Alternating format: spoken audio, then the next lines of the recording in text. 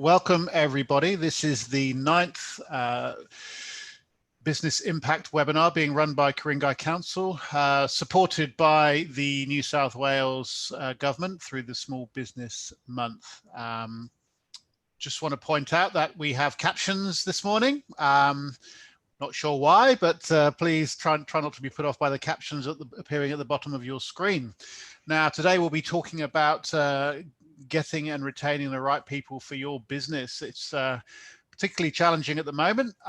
There are many people looking for work, but there is also a shortage of skills in some areas. So it's really important to get the right people for your business. Jo Attard-Waters is going to be running through her presentation this morning. Jo is very experienced in this area. She is a small business advisor and works through Realise Business to deliver the Business Connect program. She's got a background having worked in both senior and executive roles as a coach and consultant and across a wide range of industry sectors, and it's allowed her to work at all levels within organizations across many settings. So Jo's going to share her knowledge and experience this morning, so hopefully what you'll get out of this is some tips to ensure that you get the right people for your business moving forward. Any questions, put them in the Q&A box. Observations or comments, please put them in the chat box. We've got till about 25 past 10 this morning, so it's going to be a bit of a whirlwind. So strap yourself in and I'll hand you over to Jo. Thanks, Jo. Great, thanks, Will. I appreciate your introduction. I'm just going to move through my introductory slide because you've just about heard it all. So this morning, firstly, thank you for joining today. It's a topic very close to my heart, having worked in the area of HR for far more years than I care to remember, across a lot of different organisations, large organisations that I've actually been able to learn from and translate the experience and the rigour that large organisations recruit and select employees for, through to the practicalities that small business faces with the lacking of resources that small businesses have. So in this very quick snapshot presentation, which will go for 15 to 20 minutes, we'll really cover the why, the what, and the how, basically, of attracting and hiring skills and the right people for the jobs that you need done right now. So as small businesses go, we'll be looking at things such as the link between skills, attitudes, productivity and profitability, because they are all linked. The cost of getting it wrong, and I think we've all hired incorrectly, and the costs of that, which really do hit home. The need for a process to get it right most of the time, and it's always difficult to get it right all of the time, but with a process you can minimize the opportunity of getting it wrong.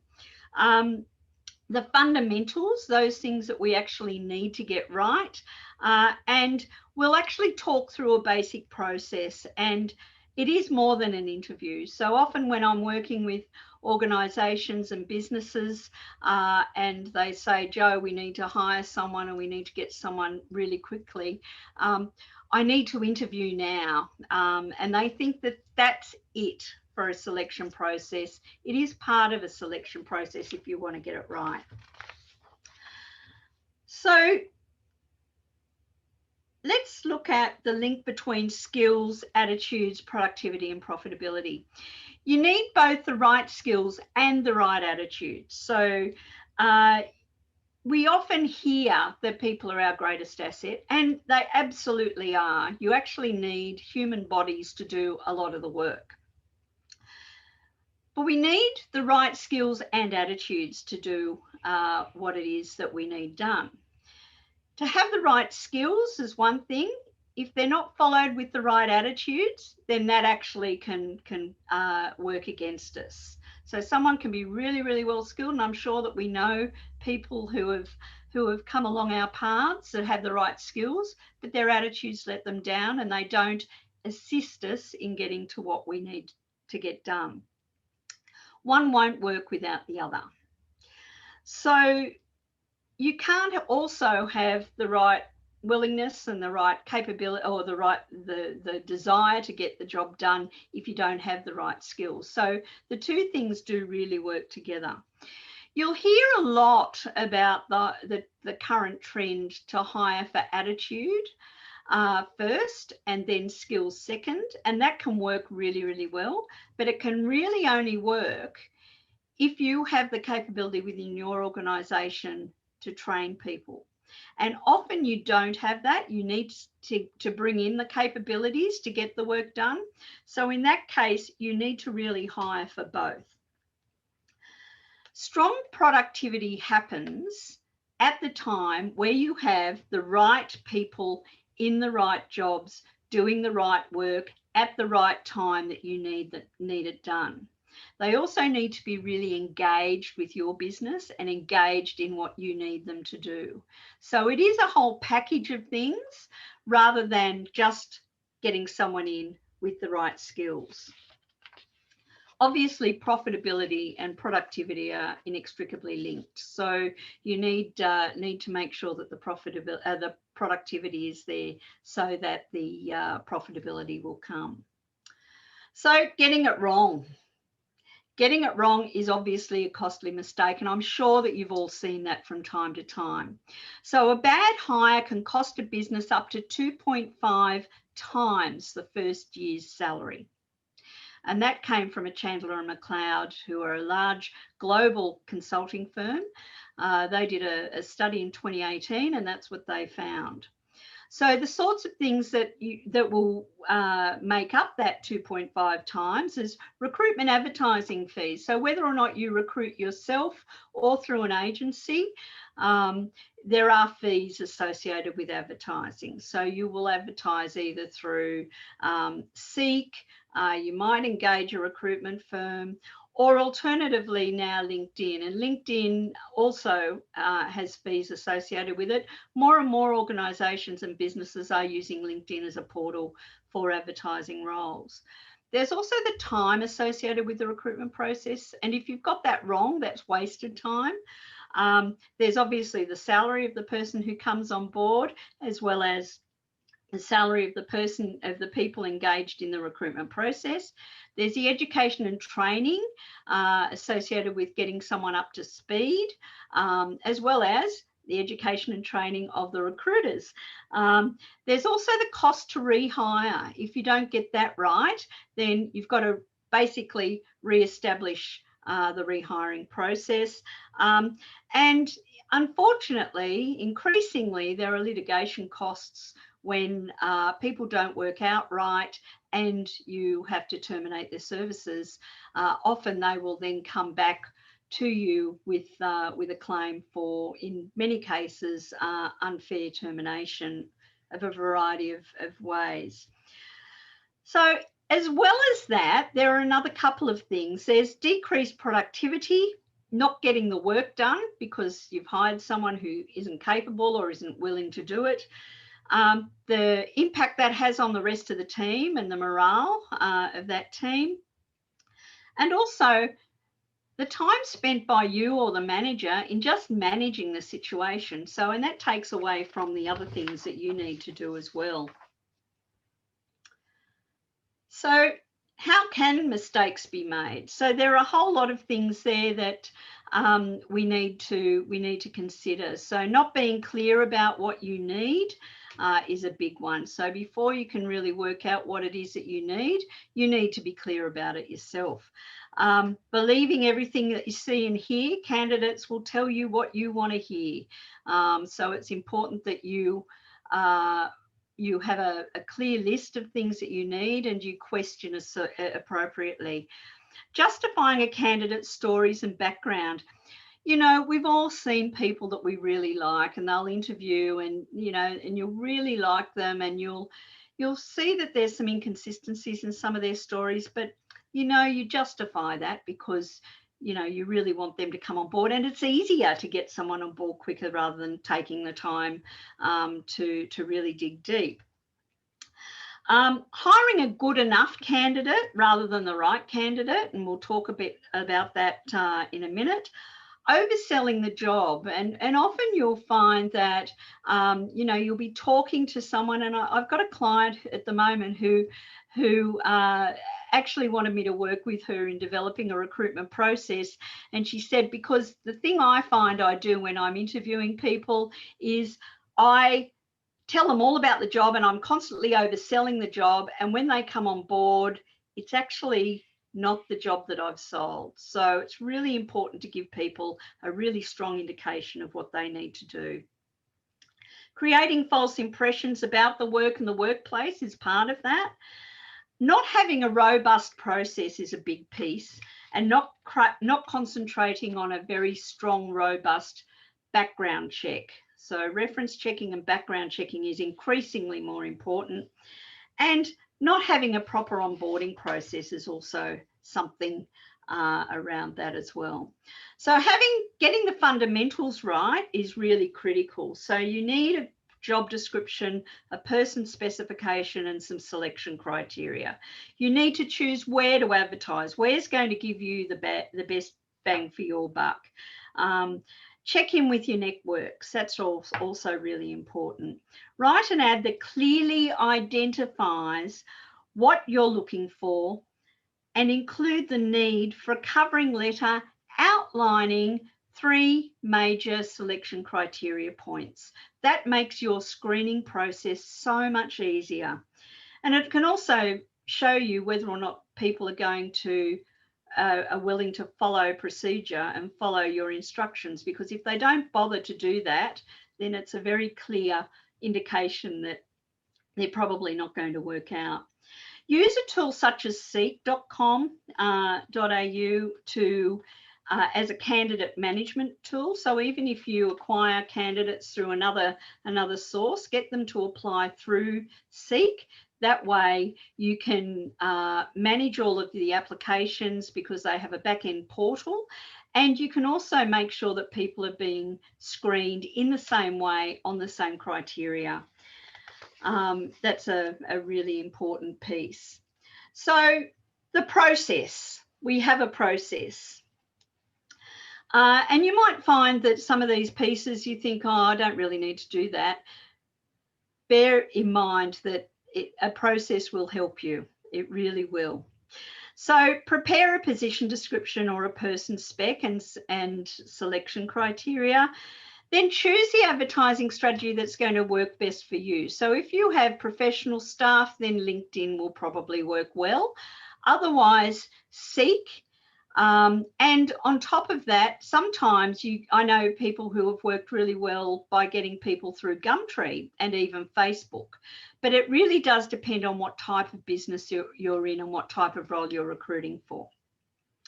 Write ads that are appropriate to the audience and appropriate to what you need, and be very clear about that. So as I mentioned before, getting them to read or to write a letter will show you that they have communication skills, that they're capable of actually writing a letter, and that they can follow instruction, as well as giving you some screening opportunity there.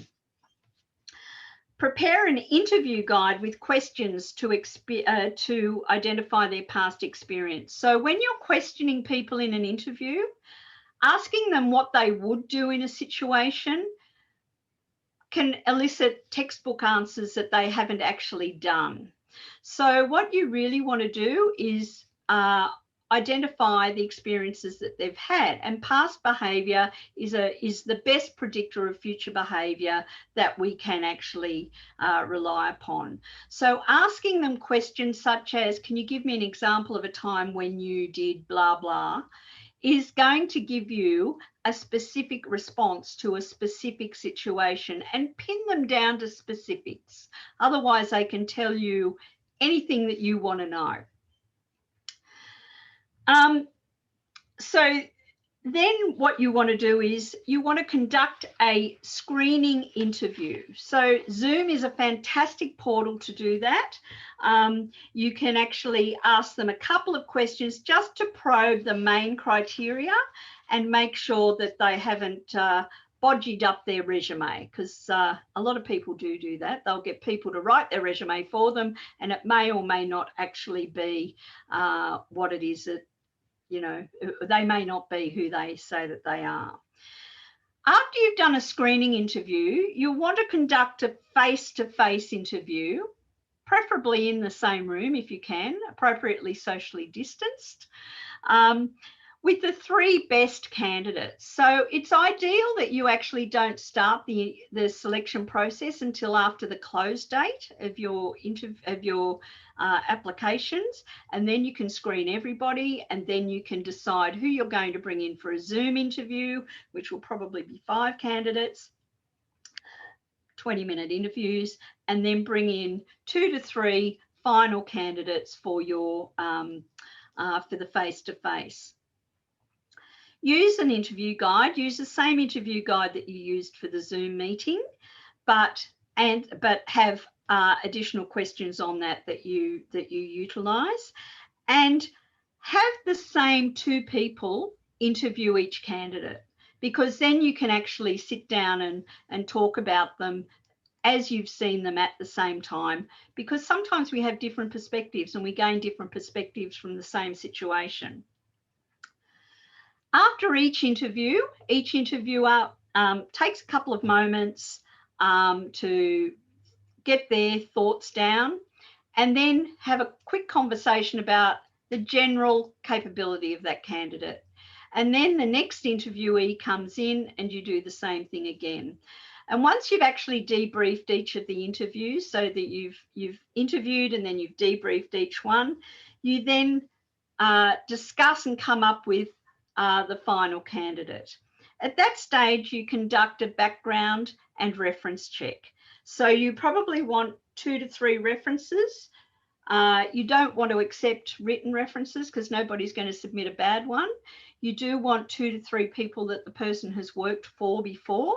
And you can now also engage external companies to do a background check, which will check qualifications, things like working with children checks and that sort of thing, so that you can, and it's actually very reasonably priced, and that way you can do the reference checks and know that the rest of the stuff is also happening.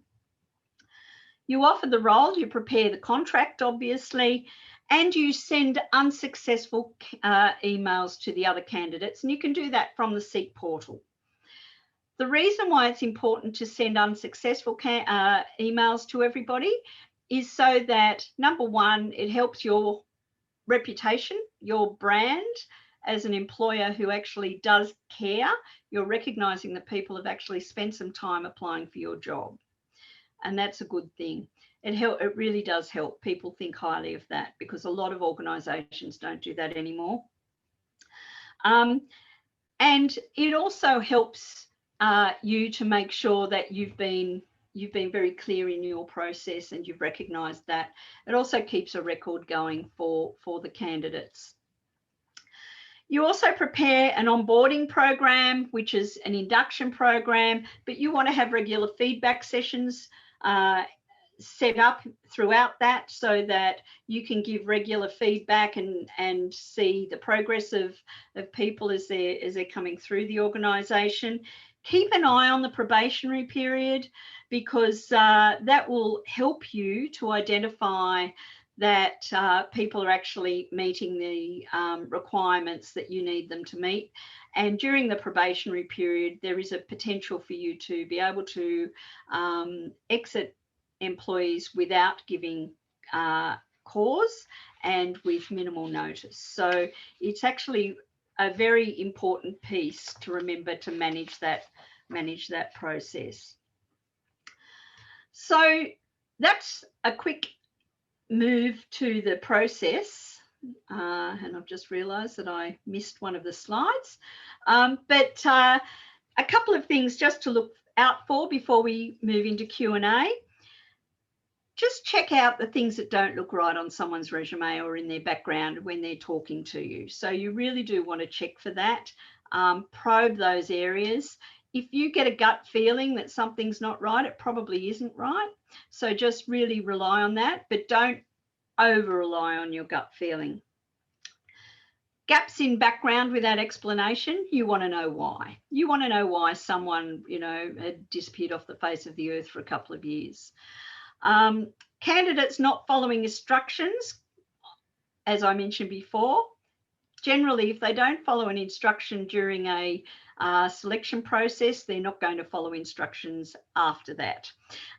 So that's a good reason to get them to put that letter in as part of their selection. And candidates not seeming upfront. So if somebody's a little bit cagey about things, they've generally got something to hide. So that's something to really, really take note of. That's a very, very quick and dirty snapshot of the recruitment process. I'll hand over to Will now to manage the Q&A. Thank you so much, Jo. And yeah, a lot of information there, but very, very useful. And having worked in recruitment myself in another life, it's really interesting to hear the points you've made. A couple of questions come through from Olga. How to ask candidates their salary expectations? Any advice on that, Jo? I think it's important to firstly know what you're going to pay and have that in the back of your mind. You don't necessarily want to release that, but just asking them outright what it is that they're expecting for this role. Yep. And just taking it on board. So not getting into a discussion at that stage, but taking it on board. Yep. Okay, fair enough. Next one is from Rob. Thank you for the question, Rob. What do you think of using psychometric tests as part of the recruitment process? If you think they're good, which one is good to use? Well, it depends. There are so many psychometrics. I do think they are good, but they should be used very much as part of the process and not the process in itself. Yep. They should be used at the beginning of the process, and they should be given, and the candidates should be given the opportunity to respond to any red flags that you find. So as part of that. So magic. Okay, so basically there's so many, it's difficult, but generally they're good as part of a broader process. As long as it's a valid psychometric assessment. Yes. Fair enough. Another one from Rick. Thank you, Rick. To date, I haven't been doing Facebook checks on candidates. Do you feel that this is important to do nowadays? Yeah, I do. I think Facebook checks and Insta and any other social media, I think, is really important. I know a lot of the background checking agencies are doing that as a part of the course.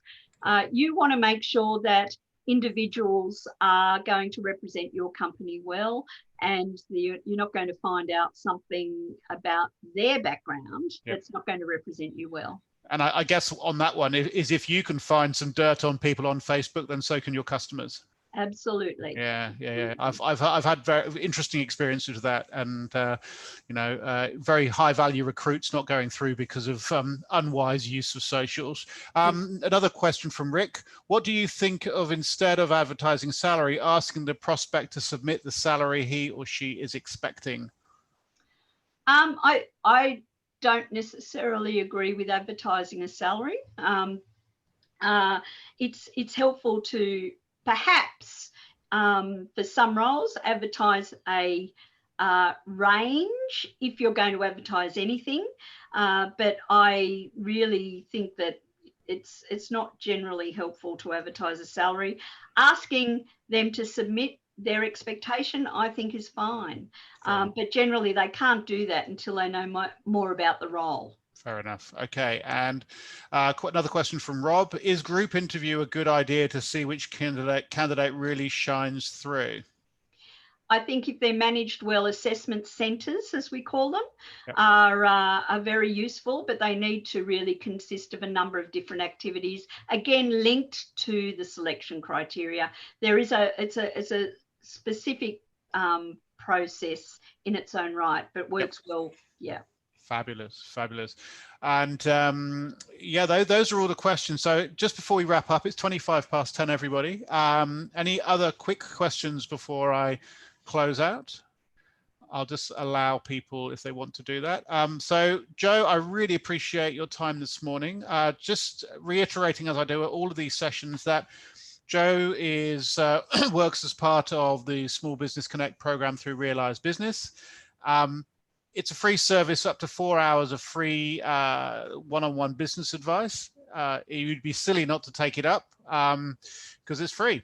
And after that, it's highly subsidized. So please go to the, do a Google search for Business Connect, or go to the Realize Business website and you'll find all the information there. Thank you so much for coming along today, everybody. Thank you so much, Joe. Yeah, I hope everybody has a good day and that business is good for you all. Thanks, Joe. Thanks, everybody. Bye-bye.